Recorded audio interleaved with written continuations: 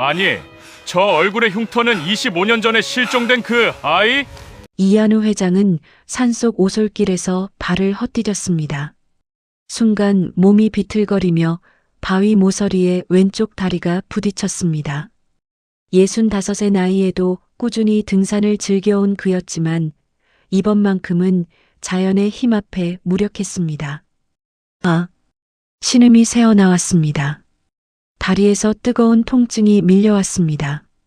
휴대전화를 꺼내 구조 요청을 했고 그는 바위에 등을 기댄 채 구조대를 기다렸습니다. 1시간쯤 지났을까요?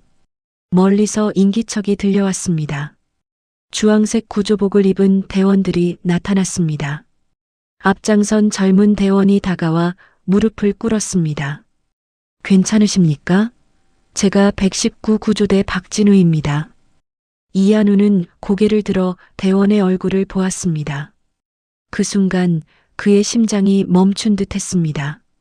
박진우의 왼쪽 뺨에 선명한 흉터가 있었습니다. 동전 2개를 나란히 놓은 크기였습니다. 붉은 기운이 희미하게 남아있는 화상 자국처럼 보이는 그 흉터. 회장님? 박진우가 다시 물었습니다. 하지만 이한우는 대답할 수 없었습니다. 그저 그 흉터를, 그 익숙한 형태를 응시할 뿐이었습니다. 25년 전의 기억이 파도처럼 밀려왔습니다. 6살 아들 동민이의 얼굴이 똑같은 위치에 난 똑같은 흉터가 눈앞에 떠올랐습니다. 회장님, 의식이 명료하십니까? 박진우가 걱정스러운 표정으로 물었습니다. 이한우는 겨우 정신을 차렸습니다. 네, 괜찮습니다. 목소리가 떨렸습니다. 그는 애써 시선을 돌렸지만 구조 과정 내내 박진우의 그 흉터에서 눈을 뗄 수 없었습니다. 병원 침대에 누워서도 이한우는 잠을 이룰 수 없었습니다. 박진우의 얼굴이 자꾸만 떠올랐습니다. 특히 그 흉터가 머릿속에서 지워지지 않았습니다. 2000년 경기도 소재 별장 인근에서 가스 폭발 사고가 있었습니다. 그날 6살이던 둘째 아들 동민이가 실종되었습니다. 경찰과 탐정을 동원해 수년간 수색했지만 아이는 끝내 돌아오지 않았습니다. 이한우는 천천히 눈을 감았습니다. 수사 기록 속 한 문장이 선명하게 떠올랐습니다. 실종 아동 이동민 당시 6세, 특이사항 왼쪽 뺨에 동전 200 크기의 화상 흉터 있음. 그 문구를 처음 봤을 때의 절망감이 다시금 가슴을 짓눌렀습니다. 흉터는 2살 때 뜨거운 물에 데어 생긴 것이었습니다. 그 작은 표식이 아들을 찾는 유일한 단서였습니다. 박진우. 이한우는 그 이름을 중얼거렸습니다. 31살. 25년 전에 6살이었다면 지금 31살이 됩니다. 나이도 정확히 맞아떨어졌습니다. 심장이 빠르게 뛰었습니다. 하지만 그는 스스로를 다독였습니다. 우연일 수도 있다고, 세상에 비슷한 흉터를 가진 사람이 한둘이겠느냐고 말입니다. 그러나 가슴 깊은 곳에서는 다른 목소리가 들렸습니다. 만약에라는 25년간 단 한 번도 포기하지 못했던 그 희망의 속삭임이었습니다. 퇴원 후 이한우는 곧장 집무실로 향했습니다. 비서실장에게 아무도 들어오지 못하게 하라 지시하고 그는 책장 뒤에 숨겨진 금고를 열었습니다. 오래된 서류 묶음과 사진첩이 나왔습니다. 25년 전의 것들이었습니다. 손이 떨렸습니다. 금고를 열 때마다 그랬습니다. 이 안에는 잃어버린 아들의 흔적이 고스란히 남아 있었으니까요. 서류를 펼쳤습니다. 실종 신고서, 수사 기록, 탐정 보고서, 노랗게 바랜 종이들이었습니다. 그리고 사진첩을 꺼냈습니다. 첫 장을 넘기자 6살 동민이의 생일 사진이 나왔습니다. 케이크 앞에서 환하게 웃고 있는 아이. 이한우는 사진을 가까이 들여다보았습니다. 왼쪽 뺨, 그곳에 선명한 흉터가 보였습니다. 동전 2개 크기의 약간 울퉁불퉁한 형태의 화상 자국이었습니다. 이한우는 책상 서랍에서 확대경을 꺼냈습니다. 사진을 더 자세히 들여다보았습니다. 흉터의 윤곽, 위치, 크기를 한참 동안 살펴봤습니다. 그리고 눈을 감았습니다. 박진우의 얼굴을 떠올렸습니다. 그의 왼쪽 뺨에 난 흉터를 기억해냈습니다. 똑같아. 중얼거림이 새어나왔습니다. 크기도 위치도 모양도 일치했습니다. 25년이라는 세월이 흘렀지만 그 특징적인 형태는 변하지 않았습니다. 이한우는 책상에 앉아 한참을 그렇게 있었습니다. 사진을 내려다보며 가능성을 저울질했습니다. 혹시, 정말로 혹시. 마침내 그는 내선 전화를 들었습니다. 비서실장 들어오게. 비서실장 차민호는 15년간 이한우를 보좌해온 인물이었습니다. 그는 회장의 모든 비밀을 알고 있었고 절대적인 신뢰를 받고 있었습니다. 무엇을 도와드릴까요? 차민호가 조심스럽게 물었습니다. 박진우라는 사람을 조사해주게. 119 구조대원이야. 이한우는 메모지에 이름을 적어 건넸습니다. 어떤 부분을 중점적으로 조사할까요? 모든 것. 특히 출생 기록과 입양 여부를 파악해주게. 조용히 그러나 신속하게. 차민호는 회장의 표정에서 무언가를 읽었습니다. 그는 더 이상 묻지 않고 고개를 숙였습니다. 알겠습니다. 사흘이 지났습니다. 차민호가 두꺼운 파일을 들고 집무실로 들어왔습니다. 보고 드리겠습니다. 이한우는 의자에 깊숙이 몸을 기댔습니다. 가슴이 두근거렸습니다. 박진우 31세. 현재 서울 마포구 소재 소방서 구조대 소속입니다. 양부모는 박철수, 김영희 씨이고 경상북도 안동에 거주 중입니다. 차민호가 서류를 넘기며 계속했습니다. 양부모 진술에 따르면 박진우는 2000년에 비공식 입양되었다고 합니다. 당시 나이 6살이었습니다. 이한우의 손이 팔걸이를 움켜쥐었습니다. 2000년. 네. 정확히는 2000년 7월입니다. 동민이가 실종된 것은 2000년 6월 말이었습니다. 시기가 정확히 일치했습니다. 입양 경로는 명확하지 않습니다. 공식 입양 기관을 거치지 않았고 개인적인 연결을 통해 이루어진 것으로 보입니다. 당시 아이는 기억을 거의 못했다고 합니다. 이한우는 천천히 숨을 내쉬었습니다. 기억상실. 어린아이가 충격적인 사건을 겪으면 그럴 수 있다는 것을 그도 알고 있었습니다. 다른 특이사항은 왼쪽 뺨에 화상 흉터가 있습니다. 양부모는 입양 당시부터 있었다고 진술했습니다. 이한우는 눈을 감았습니다. 모든 것이 맞아떨어지고 있었습니다. 수고했네. 이 내용은 절대 비밀로 해주게. 물론입니다, 회장님. 차민호가 나간 후 이한우는 창밖을 바라보았습니다. 25년간 멈춰있던 시계 바늘이 다시 움직이기 시작한 듯 했습니다. 그러나 확신하기에는 아직 이르다고 그는 스스로에게 말했습니다. 다음 날 아침 이한우는 차민호를 다시 불렀습니다. DNA 검사를 준비하게. 회장님과 박진우 씨의 검사를 말씀하시는 겁니까? 그렇네. 차민호는 잠시 망설였습니다. 본인의 동의가 필요합니다. 어떻게 하시겠습니까? 이한우는 한참을 생각했습니다. 솔직하게 말해야 할까요? 아니면 다른 방법을 찾아야 할까요? 내가 직접 만나보겠네. 알겠습니다. 면담을 주선하겠습니다.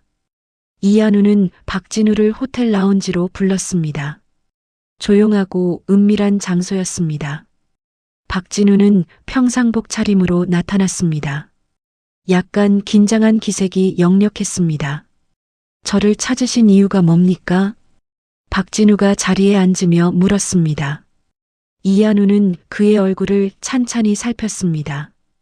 25년 전 동민이의 모습이 어렴풋이 겹쳐 보였습니다.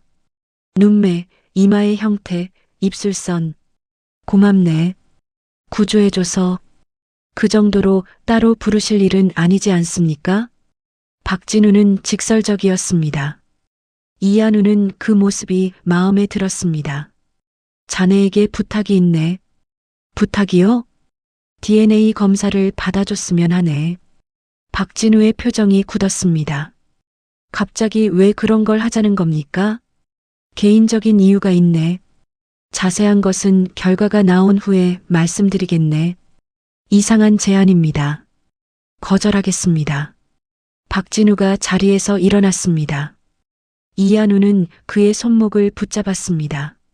제발 부탁하네. 목소리에 절박함이 배어 있었습니다.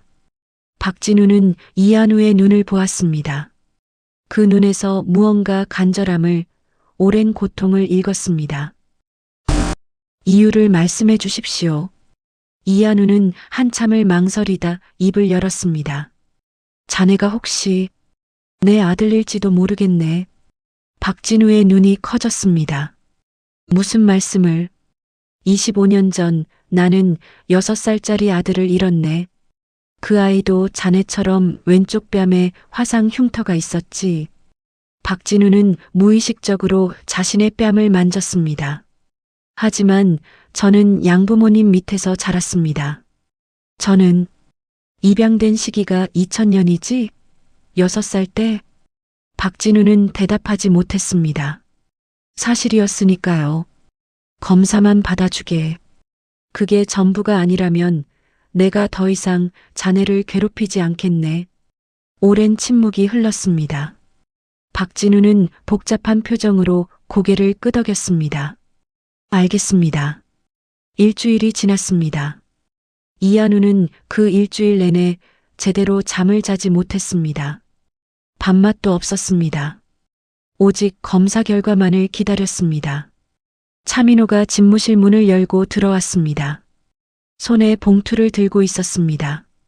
결과가 나왔습니다. 이한우의 손이 떨렸습니다. 봉투를 받아들고 한참을 그대로 있었습니다.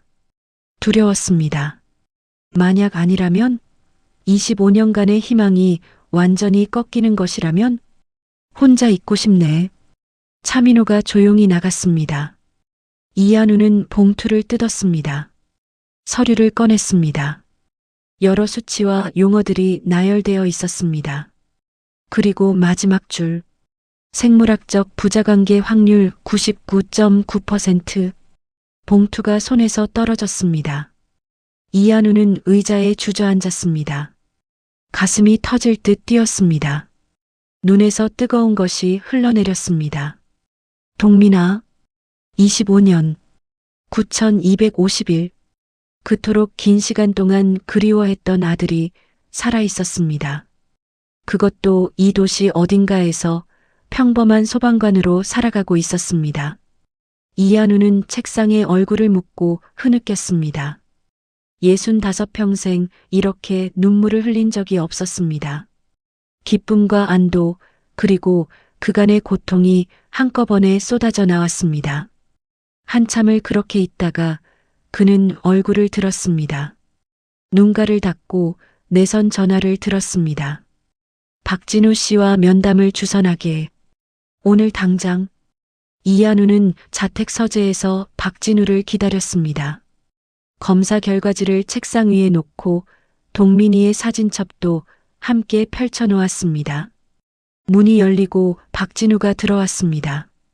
부르셨습니까? 앉게. 박진우가 소파에 앉았습니다. 긴장한 기색이 역력했습니다. 이한우는 검사 결과지를 박진우 앞으로 밀어냈습니다. 결과가 나왔네. 박진우가 서류를 집어들었습니다. 눈으로 내용을 훑어 내려갔습니다. 그리고 손이 떨리기 시작했습니다. 이게 무슨... 자네는 내 아들이야. 25년 전 잃어버렸던 내 아들 이동민. 이한우의 목소리는 확신에 차 있었습니다. 박진우는 서류를 내려놓았습니다.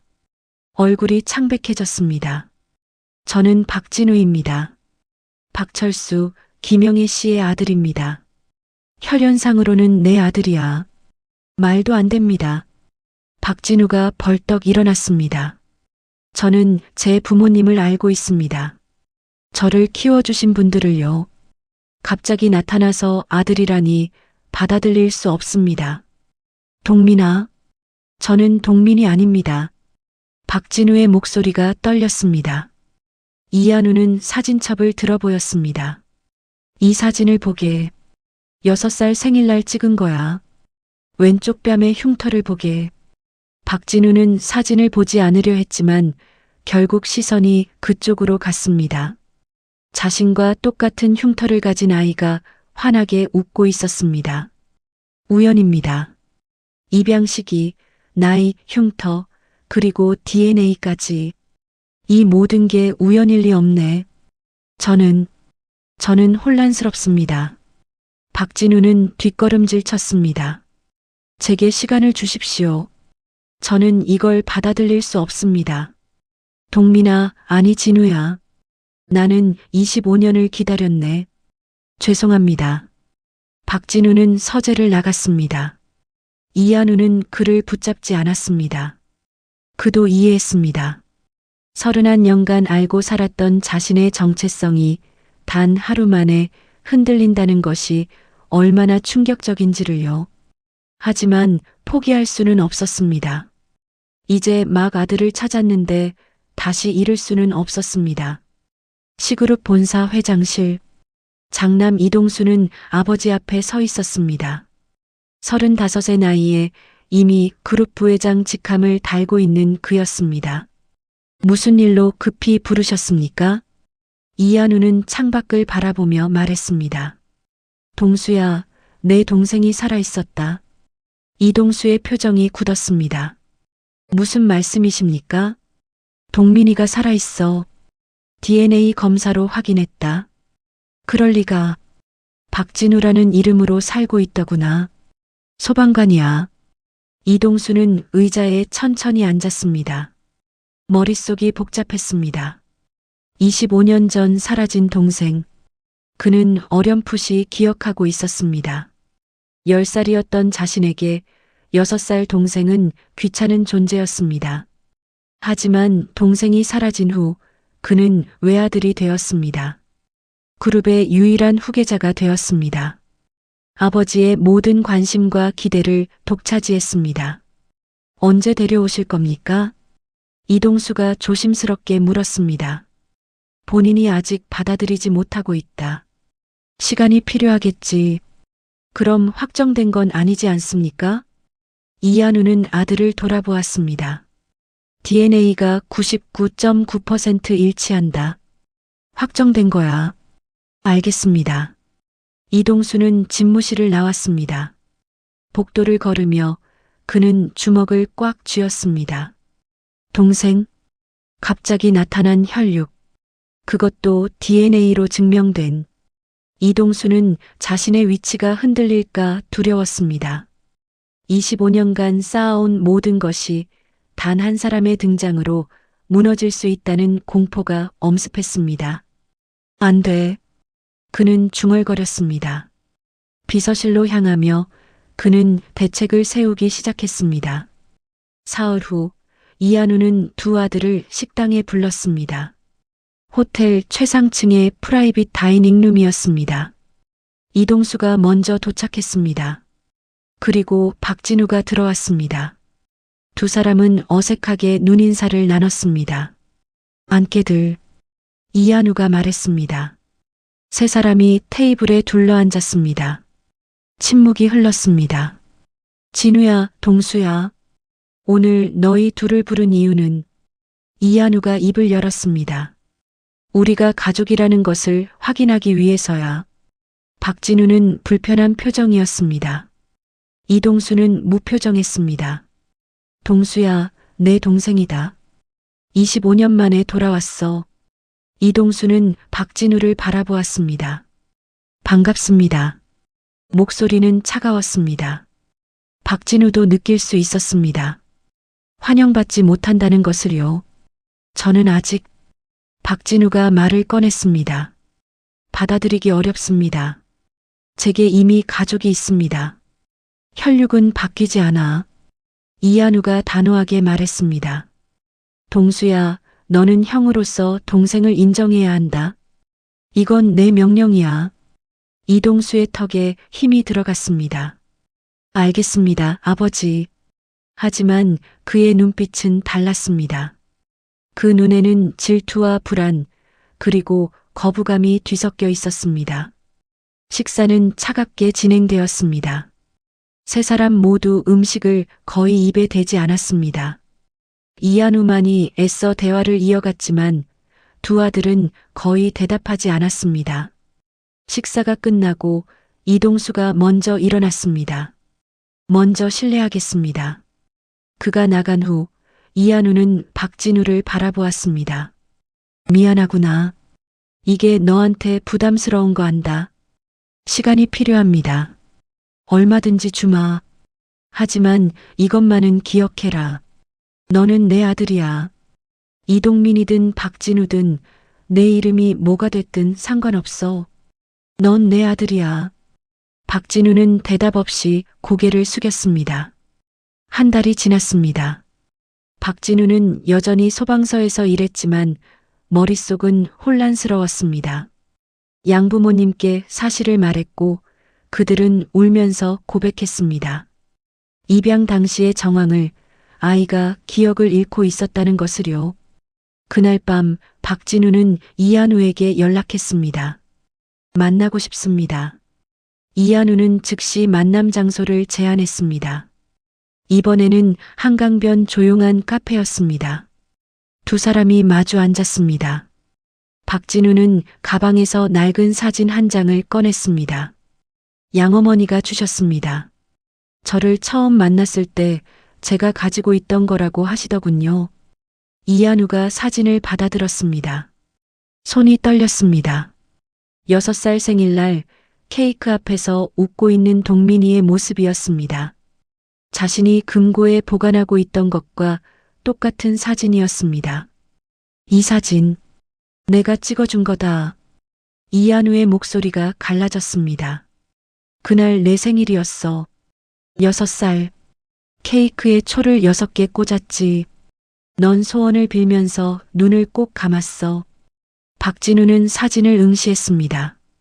아무것도 기억나지 않았습니다. 하지만 묘한 감정이 가슴속에서 일렁였습니다. 저는 괜찮아. 기억하지 못해도 괜찮아. 이한우가 박진우의 손을 잡았습니다. 중요한 건 지금이야. 내가 살아있다는 것, 내가 너를 찾았다는 것.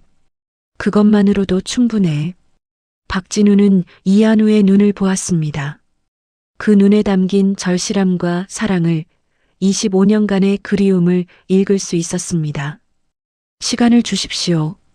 천천히 받아들여 보겠습니다. 이한우는 고개를 끄덕였습니다. 눈가에 눈물이 맺혔습니다. 고맙다, 진우야. 아니, 동민아. 아니. 이한우는 말을 잇지 못했습니다. 무엇이 맞는지, 어떻게 불러야 하는지 혼란스러웠습니다. 박진우로 불러주세요.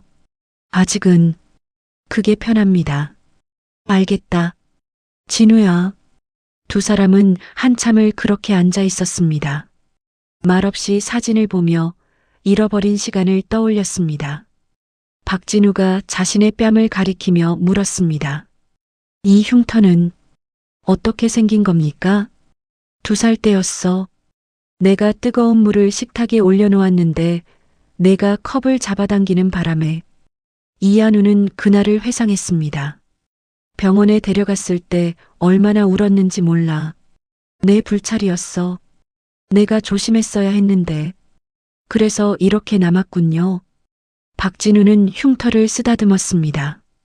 29년간 자신의 일부였던 이 흉터가 사실은 잃어버린 과거와의 연결고리였다는 것이 신기했습니다.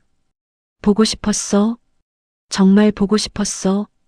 이한우가 중얼거렸습니다. 박진우는 어색하게 고개를 끄덕였습니다. 아직은 낯설었습니다. 하지만 완전히 거부할 수도 없었습니다. 카페를 나서며 이한우가 말했습니다. 다음 주에 집에 와주겠니? 가족들이 모두 보고 싶어 할 거야. 박진우는 잠시 망설이다 고개를 끄덕였습니다. 알겠습니다. 두 사람은 헤어졌습니다. 이한우는 차에 타면서 환하게 미소 지었습니다.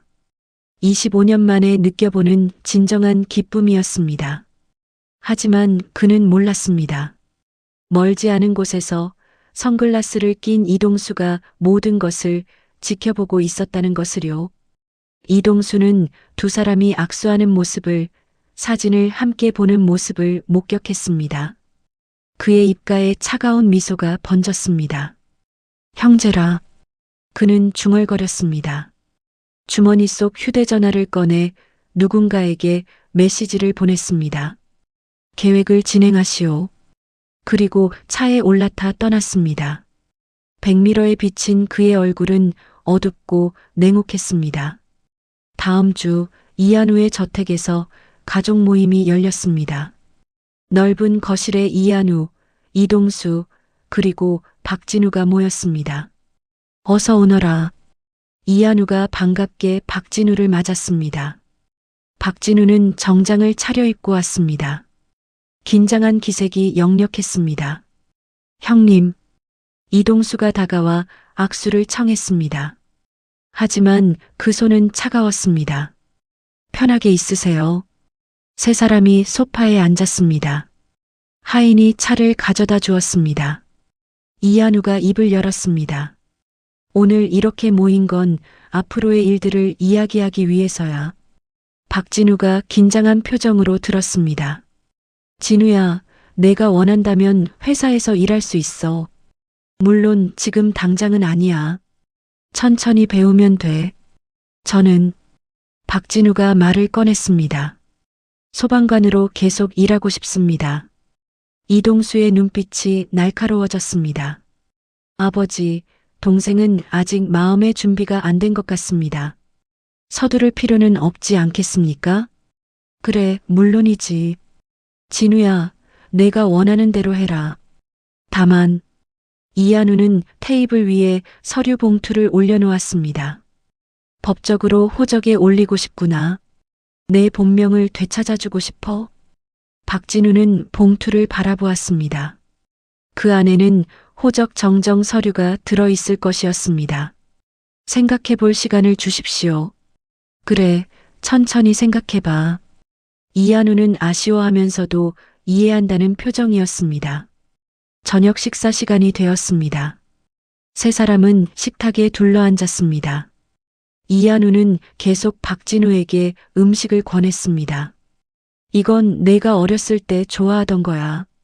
먹어봐. 박진우는 어색하게 젓가락을 들었습니다. 이동수는 조용히 식사를 하며 가끔씩 박진우를 관찰했습니다. 식사 후 이한우가 두 아들을 서재로 데려갔습니다. 진우야, 이것 좀 봐.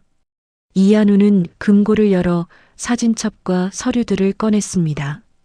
이건 내가 태어났을 때부터 실종될 때까지의 기록이야. 박진우는 사진첩을 넘겼습니다. 낯선 아이의 모습이었지만 동시에 자신의 모습이기도 했습니다. 6살 생일 사진이 나왔습니다. 케이크, 풍선, 그리고 환한 미소. 이 사진. 박진우가 가방에서 자신이 가지고 있던 사진을 꺼냈습니다. 똑같은 사진이었습니다. 같은 순간, 같은 각도에서 찍은. 둘이 한 세트였어. 하나는 내가 가지고, 하나는 내 방에 두었었지. 이한우가 설명했습니다. 그날 밤 사고가 났어. 폭발이 있었고 혼란 속에서 넌 사라졌어. 우리는 너를 찾아 헤맸지만 목소리가 떨렸습니다. 결국 찾지 못했어. 경찰은 사망으로 추정한다고 했지만 나는 믿을 수 없었어. 시신이 발견되지 않았으니까. 박진우는 사진을 손에 꽉 쥐었습니다. 가슴속에서 무언가가 울컥 올라왔습니다. 기억은 나지 않지만 감정은 느껴졌습니다. 저는 정말 아무것도 기억나지 않습니다. 괜찮아. 새로운 기억을 만들면 돼. 이한우가 박진우의 어깨에 손을 올렸습니다. 그 순간 박진우는 묘한 안정감을 느꼈습니다. 한편 이동수는 창밖을 바라보고 있었습니다. 두 사람의 모습이 유리창에 반사되어 보였습니다. 아버지가 동생의 어깨를 감싸는 모습이 이동수의 손이 주먹을 쥐었습니다. 턱선에 힘이 들어갔습니다. 그는 천천히 뒤돌아섰습니다. 저는 먼저 가보겠습니다. 내일 아침 일찍 회의가 있습니다. 그래, 수고했다. 이한우가 대답했지만 시선은 박진우에게서 떼지 못했습니다. 이동수는 그 모습을 보며 차갑게 미소 지었습니다. 서재를 나온 이동수는 복도를 걸으며 휴대전화를 꺼냈습니다. 비서에게 전화를 걸었습니다. 내일 오전에 변호사를 만나게 준비해. 그리고 아버지의 주치의 일정도 확인해도. 무슨 일이십니까? 유 원장에 대해 상담할 게 있어. 그리고 건강검진 결과도 다시 검토해 봐야겠어. 알겠습니다. 전화를 끊고 이동수는 저택을 빠져나갔습니다. 그의 뒷모습에는 결의와 경계심이 가득했습니다. 그날 밤 박진우는 자신의 원룸으로 돌아왔습니다. 침대에 앉아 하루를 정리했습니다. 양부모님께 전화를 걸었습니다. 어머니, 저예요. 진우야, 오늘 어땠니? 양어머니 김영희의 목소리가 들렸습니다. 걱정이 가득한 음성이었습니다. 괜찮았어요. 그분이, 친아버지라는 분이 잘 대해주셨어요. 그래. 진우야, 미안하구나. 우리가 진작 말했어야 했는데. 아니에요, 어머니. 저를 키워주신 것만으로도 감사해요. 넌 우리 아들이야. 피가 섞이지 않았어도 넌 우리 아들이야. 김영희의 목소리가 떨렸습니다. 박진우도 눈시울이 뜨거워졌습니다. 알아요, 어머니. 저도 어머니, 아버지가 제 부모님이에요. 그건 변하지 않아요. 전화를 끊고 박진우는 창밖을 바라보았습니다. 두 개의 가족, 두 개의 정체성, 그 사이에서 그는 혼란스러웠습니다. 하지만 한 가지는 확실했습니다. 이한우의 눈빛에서 본 진심, 그 사람이 정말로 자신을 사랑한다는 것을요. 사진첩에서 꺼낸 6살 생일 사진을 다시 꺼내 보았습니다. 환하게 웃고 있는 아이. 그게 자신이었다는 것이 여전히 낯설었습니다. 박진우는 거울 앞에 섰습니다. 왼쪽 뺨에 흉터를 만졌습니다. 29년간 자신의 일부였던 이 흉터가 결국 자신을 진짜 가족에게 이끈 표식이었습니다. 이동민. 그 이름을 중얼거려 봤습니다. 낯설었습니다. 하지만 완전히 거부감이 드는 것도 아니었습니다. 박진우는 침대에 누웠습니다. 긴 하루였습니다. 그리고 앞으로 더 긴 여정이 기다리고 있었습니다. 다음 날 아침 C그룹 본사. 이동수는 변호사 사무실에 있었습니다. 부회장님, 무슨 일로 오셨습니까? 변호사가 물었습니다. 유 원장 관련해서 상담하러 왔습니다. 회장님의 유 원장 말씀이십니까? 네. 현재 상태를 확인하고 싶습니다. 그리고 이동수는 잠시 멈췄다가 말을 이었습니다. 만약 새로운 상속자가 추가된다면 어떤 절차가 필요한지도 알고 싶습니다. 변호사는 서류를 꺼내며 설명했습니다. 현재 회장님의 유 원장에는 부회장님이 주요 상속자로 지정되어 있습니다. 하지만 직계 혈족이 추가될 경우 법적으로 상속 비율이 조정될 수 있습니다. 어느 정도로요? 형제간에는 균등 분할이 원칙입니다. 물론 유 원장에 특별한 조항이 있다면 달라질 수 있지만요. 이동수의 표정이 굳었습니다. 균등 분할.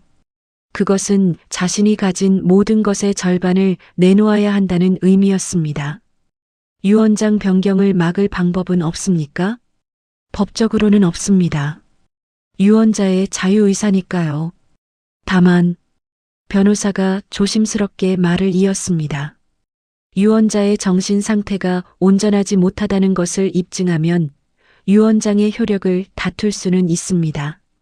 이동수는 그 말을 곱씹었습니다.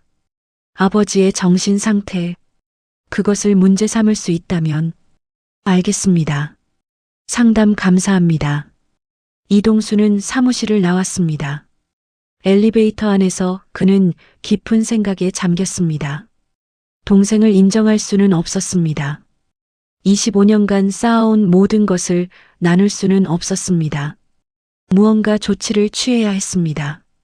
엘리베이터가 1층에 도착했습니다. 문이 열리는 순간 이동수는 결심한 표정이었습니다. 그의 눈빛에는 불길한 의지가 타오르고 있었습니다.